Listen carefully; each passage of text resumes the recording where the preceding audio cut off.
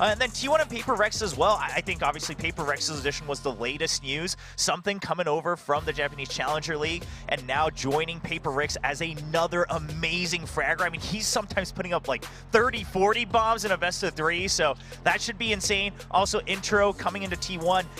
T1 is one of those teams that perhaps needed a lot of time to really make the chemistry work. He's been at it, he's a great player, but how much time have they really had? Because they have to play today in the open match. Yeah, this is great because this is happening today. And it's something as well that we were days ago that these just announced. I also wanted to quickly announce happy birthday to Jason from Paper Rex. His birthday today, so happy birthday. Hope you're watching comfortably at home. You don't have to play today. Yeah, so I'm really excited. Let's talk about the schedule now. So again, today, game 1 is going to be a big one. We've got DRX versus Zeta. Yeah, this is going to be a really exciting one. DRX claims they are the strongest in the region. I think it's fair to say they probably are, but if Zeta is able to take them here today, that would be huge. Korea, Japan, there's always a rivalry there. Any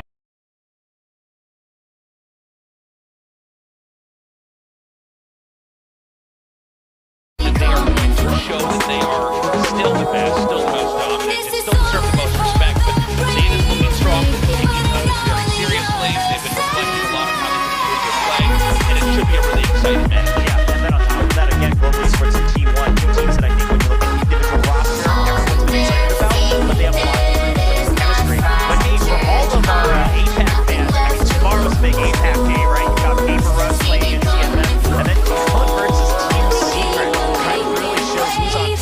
Coming over from the APAC region, that should be exciting as well. And last but not least, we have RQ. RQ. Stay. One team with 2 R's, one team with 2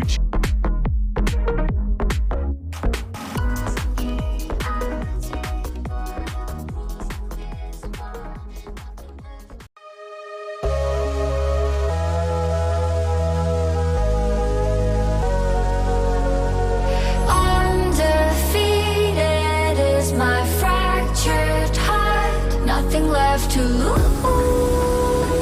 See me coming through. I'm fighting demons on my way, and I know the other side. Oh, I keep on making waves. I dream of making waves.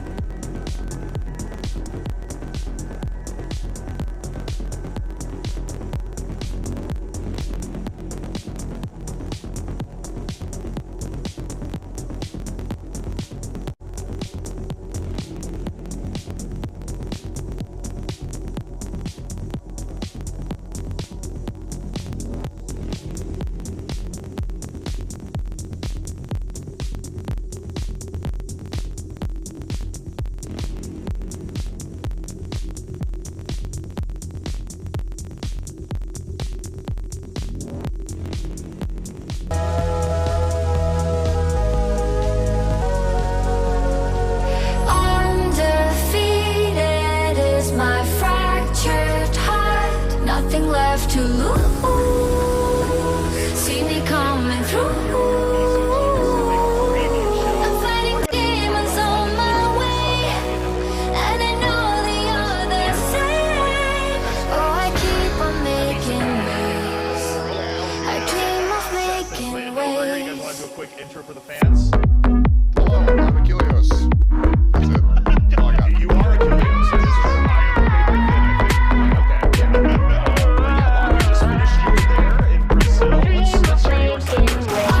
Okay, I'll take what I rule this one. Nothing left to lose. See me coming through. This is only for the brave, making but I know the other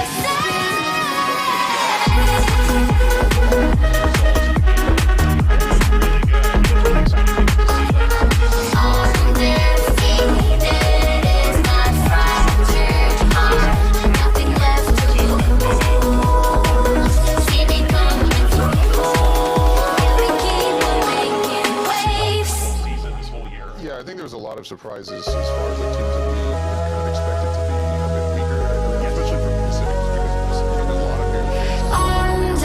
Undefeated is my fractured heart. Nothing left to lose. See me coming through.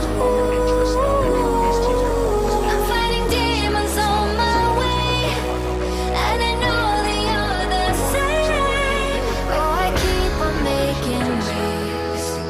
I dream of making And waves. also role changes that we saw coming into lock-in. Some people are saying like they could be top 2. I mean, yeah, through the weekend now, team looked super clean, and I mean, very much challenged TRX on the finally got down to the last Okay, I'll take but I rule this one. Nothing left to lose. See me coming through. This is only for the brave, making but I know the other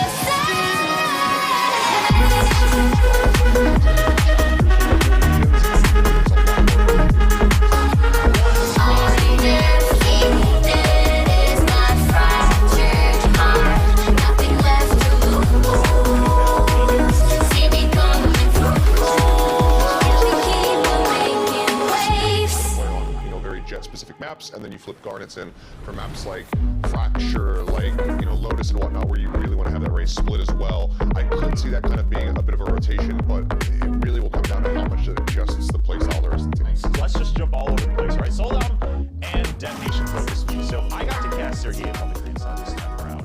And I'll be honest, they underperformed. They were a team that underperformed compared to what I thought their roster looked like. The pieces just didn't seem to come together to a whole puzzle. I think it was very clearly not the players playing at their peak. To my knowledge, this is also the first time that they've been able to play together as a full 5 on stage. Yeah, 'cause Suggest couldn't come, yeah. Suggest Oh, was yeah, sick. you're right. So this is the first time they had everybody on stage, but Yeah. that was not the level of play that we anticipate from those players. It's a little bit similar to like Team Liquid on the opposite side, for EMEA.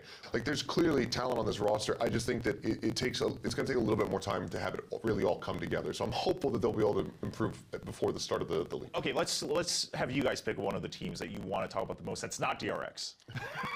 I'll let you go. Damn, that was my whole list. Yeah, I was just like, I was only going to talk about that's all DRX. I wanted to talk about. No, I think, just because we're kind of on the topic of DFM, it's a team that needs to find their identity and really find their groove and whatnot. I think one of the other ones that's kind of like that in the league is going to be RRQ. Oh, okay. So This went a different direction than I thought. Is taking a very good approach about how they're supporting this roster. They're giving them great facilities and whatnot to practice in, and they're also not setting like the highest of expectations on these players, because while they do have those veterans in Tevital and Flipscheider, they also have these 3 new players. So they're not going out the gate and saying like, you guys have to hit first. We got to be a dominant force. They're saying like, you know what, like this is going to be a longer term project and whatnot. We are going to be building up these players to become a very scary team within the region. So I like the approach. They're putting as little weight on the shoulders of these young rookies as humanly possible to make them feel as comfortable as possible. All right, speaking of projects, I think this one everyone around the world agrees on is Global Esports. I'm really hopeful for them in the future because they've shown a lot of promise here. So I think that as time continues to go on, you build up those synergies, they could be a very scary team that's contending for the top 4. And I've heard from a lot of different teams across a lot of different word regions. on the street. Word on the All street. right. Okay. There were some big roster changes that were just announced with this team. Gen G, First of all, I was excited about this team even before the roster changes. But now with Sylvan and Goddead coming in, Sylvan in particular, I am super excited about. I think he's the second best controller in Korea behind Mako.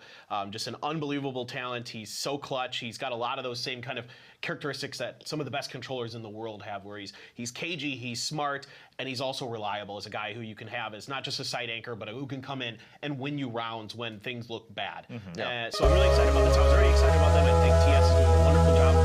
Sean Cullen with this team. Bale's a great coach. Undefeated is my fractured heart. Nothing left to lose. See me coming through. I'm fighting demons on my way, and I know the other side. Oh, I keep on making waves. I dream of making waves. Incredible matchup, and they're able to push it out in ways that we had never really anticipated. And King was a really big part of that. His fight with his play on Pearl was just massive. It's good to see that King is back to just being the king of side angles. I think with Miles and coaches. Chaotic, but I rule this world. Nothing left to lose. See me coming through. This is only for the brave, but I know the other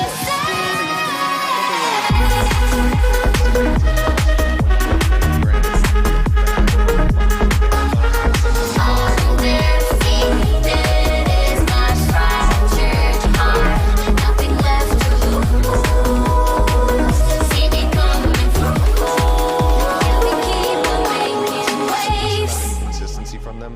Again, that really slow start to the series, having to be in a position to reverse sweep again, much like we saw from them versus Optic. It's really rough. They need to be able to have stronger starts to these sets rather than being put in the position consistently. Now, the good news is that with the kind of combining of all these teams from all these different areas in Asia into one kind of unit, it's going to force DRX to be better, right? This is going to be the best challenge that DRX has had, and it is going to make them be better. Because we know the talent's there. We've seen it. We know that this team has maybe the 5 best players in Pacific right now in almost every role that they play. Potentially the best controller in the world. Easily the best controller in the world. People Hands are down. comparing Hands down. that. Hands down. Yep. Mako's best controller in the world. Period. Okay. All right. Another team I know you like to talk about, Clinton, is the Boomer team, right? Team Secret. Listen, they say it themselves. All right. I'm not ashamed. I mean, it's a fact. This is why we get along, especially Jesse and Dubstep. Like, he and I get along really well because we're all over the age of 30. Yeah. But I love these guys. They're super nice guys. And, they haven't been great last year. If we're just being perfectly honest, it was not the year they wanted last year at all. No. And I did not have high expectations for them. And it's not to do with anything that, in terms of who they are as players or anything like that. It's just the results from last year weren't good. Yeah. And so this year, I was like, well, I don't know. Let's see what they do. And they came in, they look great, especially Jesse Vash. Like, he looks rejuvenated. He's incredible. Yeah. And he's calling as well. So, I mean, at Lock-In, just in general, a lot of these IGLs seem to have upgraded overall in both their calling and their aim. But I was impressed with Jesse as well. Yeah, I think a lot of things with Jesse really impressed me. Not just he's obviously been an IGL for a while for the team. He's been a multi-esport pro across tons of different esports. He is the absolute esport journeyman. But beyond that, he's the oldest player on the team. And now he's leading by example. Undefeated is my fractured heart. Nothing left to lose. See me coming through. I'm fighting demons on my way, and I know the other side. Oh, I keep on making waves. I dream of making Another team that only got waves. to play one series. There's two things that I really took away from their series. One was that Furia